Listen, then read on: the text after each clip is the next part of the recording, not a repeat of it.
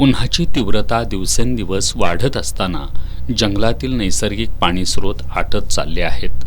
त्यामुळे वन्य प्राण्यांना मोठ्या संकटाला सामोरं जावं लागतंय। ही बाब लक्षात घेऊन राधानगरी पोलीस ठाण्याच्या कर्मचाऱ्यांनी मांजरखिंड परिसरात प्रत्यक्ष पाहणी केली। पोलीस कर्मचारी अशोक शेळके, गजानन गुरव, महेश गुरव आणि माने यांनी परिसरातील झऱ्याची स्वच्छता करून पाण्याला योग्य मार्ग उपलब्ध करून दिला। तसंच एक छोटा खड्डा तयार करून पाणी साठवण्याची व्यवस्था केली, ज्यामुळे वन्य प्राण्यांना सहज पाणी उपलब्ध होणार आहे। या उपक्रमातून पोलिसांनी केवळ कर्तव्य नव्हे तर प्राणीमात्रांप्रती असलेली संवेदनशीलता अधोरेखित केली आहे। उष्णतेच्या झळा माणसांसोबतच मूक प्राण्यांनाही बसत असल्याची जाणीव ठेवून ही कृती करण्यात आली आहे। वन्य प्राण्यांसाठी पाण्याची टंचाई जाणवत असल्यानं हा उपक्रम राबवण्यात आला।